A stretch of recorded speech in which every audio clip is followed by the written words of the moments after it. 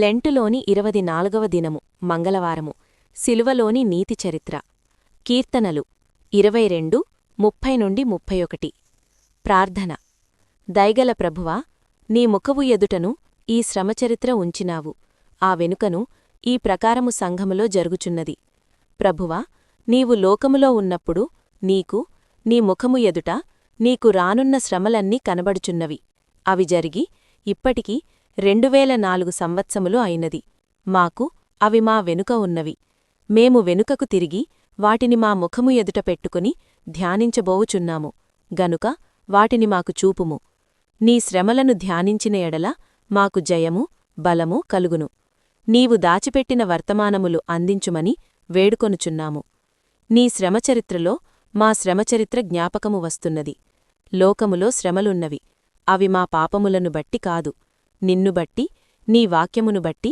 నిన్ను ప్రార్థించుటను బట్టి నీ మార్గములో నడుచుట వల్ల మాకు శ్రమలు కలుగుచున్నవి నీవు శ్రమలను లెక్కచేయలేదు మేమును లెక్కచేయకుండునట్లు కృప దయచేయుము నీ శ్రమచరిత్రలో నీ ఓర్పు నీ శ్రమలో నీకు కలిగిన జయము కనబడుచున్నవి నీ శ్రమలలో మాకు ఆదరణ మాటలు ఉన్నవి 7 ఆదరణ మాటలు నీవు పలికినట్లు మేము కూడా ఆదరణ మాటలు పలుకు కృప దయచేయుము ఏదో ఒక శ్రమ కలిగియున్న మేము నీ ఎదుటికి వచ్చి కూర్చున్నాము మా శ్రమలకు లెక్కయున్నది నీ శ్రమలకు లెక్కలేదు యేసుక్రీస్తుము నమ్ముచున్న మీకు శ్రమలు ఎందుకు వచ్చుచున్నవి అని సైతాను తెలివిలేని జ్ఞానులు బుద్ధిలేని మనుష్యులు మనస్సాక్షి జ్ఞానము లోకమును అడుగుచున్నవి హేళన చేయువారికి శాంతముగా సమాధానము చెప్పు మనస్సు దయచేయుము మా మాటలు నామకార్థ మాటలు కాక ఆత్మలోనికి జీవితములోనికి వెళ్లేటట్లు కృప దయచేయుము నీ శ్రమలు ధ్యానించి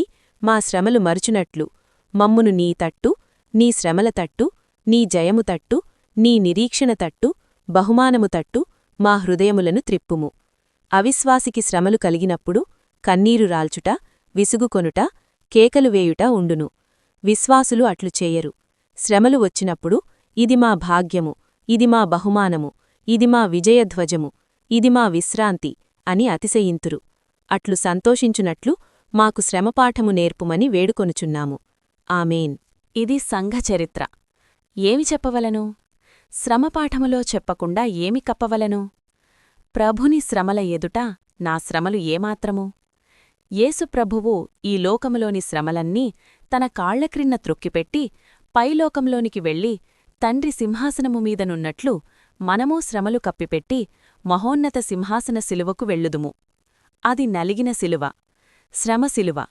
కర్రశిలువ కాదుగాని మహిమశిలువ ఒక సంతతివారు ఈ వాక్యములోనున్నట్లు చేయుదురు ప్రభువు యొక్క శ్రమచరిత్ర చూస్తే మొదటి కథ గెత్సేమనే తోటలో ప్రార్థించిన పిమ్మట ఆయనను పట్టుకొన్న కథ 1 పాపుల చేతులలో పట్టబడుట 2 పంచాయతీ సభలో నిలువబడిన శ్రమకథ 3 కయప తీర్పులో నిలువబడిన శ్రమకథ 4 పిలాతు ఎదుట ఊరిలో నిలువబడిన శ్రమకథ 5 ఊళ్ళో హేరోదురాజు ఎదుట జరిగిన తీర్పు శ్రమకథ 6 ఆఖరు పర్యాయము పిలాతు ఎదుట కోర్తులో నిలువబడిన శ్రమతీర్పు కథ 7 ఊరిలో వీధిలో పడి రోడ్డుమీదుగా కొండకు సిలువ మోసిన శ్రమకథ 8 శిలువమీద వ్రేలాడిన శ్రమకథ 9 సమాధికథ ఈ కథలన్నిటి పొడుగునా మనము నడిచి ఆ కథలలోని నీతిబోధ కొద్దిగా వినవలను ఈ కథలన్నిటికీ ముందు జరిగిన కయప కథ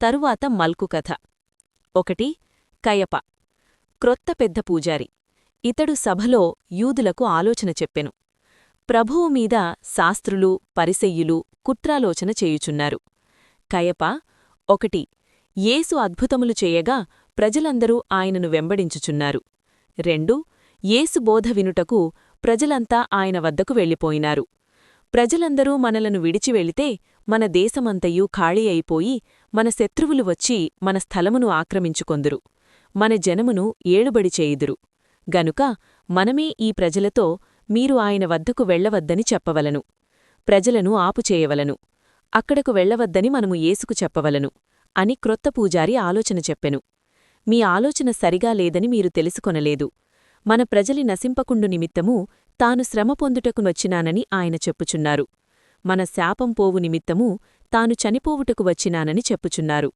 ఇది మనకు మేలేగదా?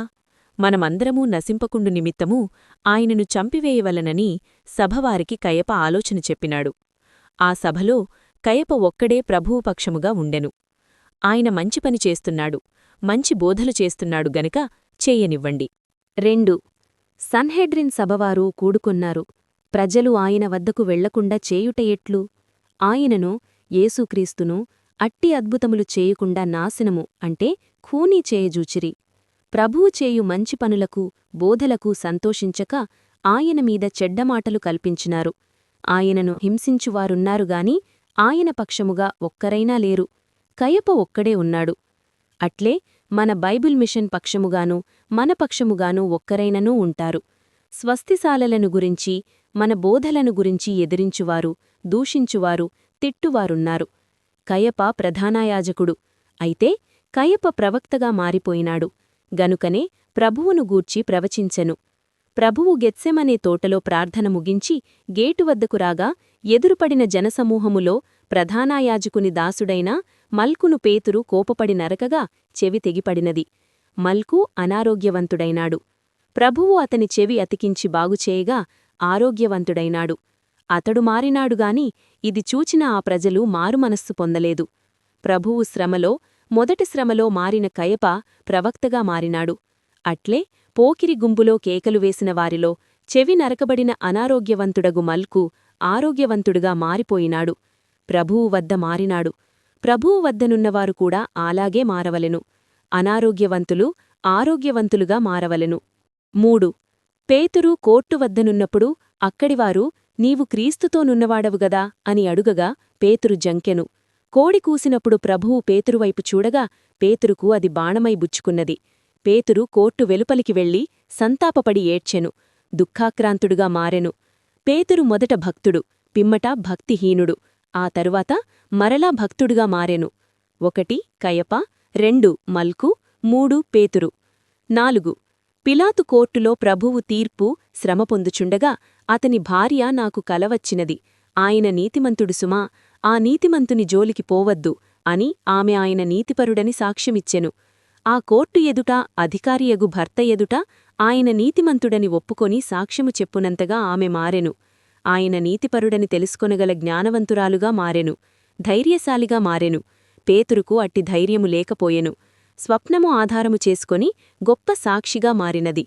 కయప యూదుడు, ప్రభువు యూదుడు. యూదుడు యూదుని గూర్చి సాక్ష్యమిచ్చుట గొప్ప కాదుగాని అన్యురాలిచ్చినది, ఇది గొప్పది. 5 ప్రభువుతో దొంగలు సిలువ వేయబడెను. ఏ బోధ విని కుడివైపు దొంగ మారెను? బోధ లేదుగాని ఆయన శాంతముని చూచి మారెను. నీవు నీ రాజ్యముతో వచ్చినప్పుడు నన్ను జ్ఞాపకముంచుకొనుమని ప్రార్థించి ప్రార్థనాపరుడుగా మారెను. దొంగ పరలోకములో దొరయైనాడు. 6 సిలువ ప్రక్కను జరిగిన మరొక కథ. శతాధిపతి అనగా 100 మందికి అధిపతి. సిలువ వేయినప్పుడు అల్లరి జరగకుండా చూచుటకు అతడు అక్కడుండెను. అతడు భక్తుడు కాదు, లౌకికుడు. భూకంపము జరగగా అద్భుతము జరిగినది. ఈయన మరియ కుమారుడు, యోసేపు కుమారుడు అనుకున్నానుగాని ఈయన నిజముగా దేవుని కుమారుడని సాక్ష్యమిచ్చెను. ప్రభూ కోర్టులో అన్నది కూడా ఇదే. అక్కడ అడిగినవారు పిలాతు, నీవు దేవుని కుమారుడవా అని అంటే నీవన్నట్టే అనెను. అప్పుడనగా ప్రభువు చెప్పినప్పుడు నేను నమ్మలేదుగాని ఇప్పుడు నేను నమ్ముచున్నానని శతాధిపతి అనెను. నిజముగా అని సాక్ష్యమిచ్చెను. శతాధిపతి ఒక్క 100 మందికే అధిపతి గాని అక్కడ ఆ 100 మందే కాదు, అనేకులున్నారు. అక్కడ ఆ 100 మంది యూదులు అన్యులు అనేకులిక్కడున్నారు. వారందరి ఎదుట నిజముగా దేవుని కుమారుడని శతాధిపతి సాక్ష్యమిచ్చెను. 1952 సంవత్సరమునకు 80 కోట్ల మంది ప్రభు నిజముగా దేవుని కుమారుడని సాక్ష్యము వినియున్నారు. ఆ మొదటి శతాబ్దము నుండి ఇప్పటివరకు కోట్ల కొలది ప్రజలు ఆ వార్త విన్నవారిలో ఉన్నారు. 100 మందికే అధిపతి అయిన ఆ శతాధిపతి నేడు కోట్లకు అధిపతి ఆయను. పేతురు సాక్ష్యమిచ్చెను, ఆయన నా గురువని. దొంగ ప్రార్థించెను. శతాధిపతి గొప్ప సాక్ష్యమిచ్చెను.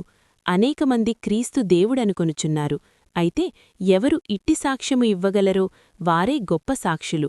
శతాధిపతి వలె సాక్ష్యమిచ్చేవారు అనగా సాక్ష్యమిచ్చుటలో ఆయన కుడిప్రక్కన నిలవబడేవారే గొప్ప వేదాంత పండితులు. 7 ప్రభువునొద్దకు రాత్రి రహస్యముగా వచ్చిన నికోదేము ముసలి వేదాంత పండితుడు. ప్రభువు ఎవరో, ఆయన నాకు ఏమి చెప్పునో అని రాత్రివేళ ప్రభువు దగ్గరకు వెళ్ళెను. ఆయన రాత్రికాల వ్యక్తి. ప్రభువు భోజనము చేసి కూర్చుండి నికోదేము వచ్చునని కనిపెట్టుచుండెను. నికోదేము వచ్చి ప్రభువుతో సంభాషించి మారెనుగాని ప్రభువునకు 33.5 సంవత్సరముల వయసు వచ్చేవరకు రహస్యముగా నుండెనుగాని ప్రభువుని శ్రమానంతరము అనగా ప్రభువు మరణమైన పిదప బహిరంగ శిష్యుడుగా బయటికి వచ్చెను. ప్రభుని శరీరమునకు పూయుటకు 156 సేర్లు అగరు తెచ్చెను. రాత్రికాల శిష్యుడు ఈ శ్రమచరిత్ర వలన పగటికాల శిష్యుడుగా మారెను. యేసుప్రభువునకు వ్యతిరేక సభ ఒకటున్నది. అందులో మంచివాడు అరిమతయ్య యోసేపు. ఈయన ధనికుడు, ఘనుడు, సజ్జనుడు, రహస్య శిష్యుడు. ప్రభువు చనిపోగానే పిలాతు నొద్దకు వెళ్ళి ప్రభుని శవము అడుగగా పిలాతు అతనికి ప్రభుని శవముని ఇచ్చెను. నికోదేము, అరిమతయ్య యోసేపు, ప్రభువు సహోదరుడైన యోహాను ఆయనను సమాధి చేసిరి. యోసేపు విలువగల సన్నని నారబట్టకొనెను. యోసేపు తన కొరకు తొలిపించుకొనిన సమాధిలో ప్రభుని పెట్టెను. ప్రభువు శ్రమవల్న అరిమతయ్య యోసేపు మారెను. ఆయన శ్రమల వల్ల ఎందరు మారిరో లెక్కవేయండి. మీరు మారినట్లయినా ఆ మారిన వారిలో మీ లెక్క కూడా లెక్కించండి. అట్టి కృప త్రియేక దేవుడు నేడు మీకు దయచేయునుగాక.